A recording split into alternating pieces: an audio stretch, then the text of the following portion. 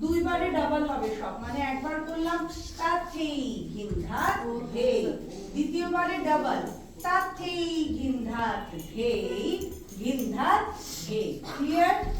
যাই, 1 সুন্দর করে প্রত্যেকে নামবো, প্রপারলি করব। 2 3 4 তাথেই ঘিন্ধাত ধেই, চারটে পা স্লোলি মুভ, তাথেই ঘিন্ধাত ধেই, ঘিন্ধাত ধেই।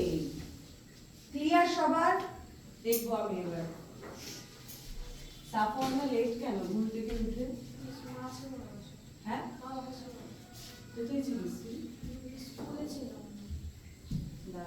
1 2 3 4 তাথেই ঘিন্ধাত ধেই, মাথা মাথা প্লিজ, তাথেই ঘিন্ধাত ধেই, ঘিন্ধাত ধেই। এই যে ঋষিতা, তুমি হাতটা এরকম করে কেন আনছো? ওই দিনও শিখালাম তো তোমাকে। তাথেই বড় ছাড়ো, লম্বা রাখো হাত, এরকম সোজা সোজা, একদম সোজা।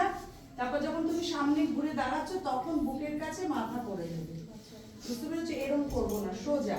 আরেকবার, পা চারটে, যাদের যাদের পা ভুল হচ্ছে আমি আর আজকের ক্লাসের পর কিন্তু বলবো না, পরীক্ষাতে ভুল করবে নাম্বার কাটা যাবে, আর আমি বলবো না, এগুলো ক্লাসেও বলা হয়।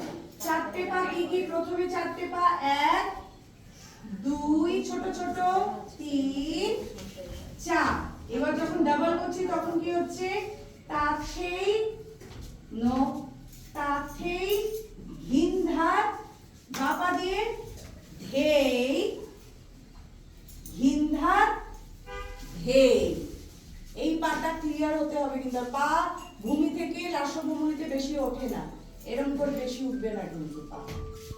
ক্লিয়ার? দেখি 1 2 3 4 তাথেই মাথা ঘিন্ধাত ধেই, তাথেই ঘিন্ধাত ধেই, ঘিন্ধাত ধেই। না ঋষিতা কি একটা কাঠাকের মতো করছো বারবার, হাতটা হচ্ছে না ঋষিতা, হাত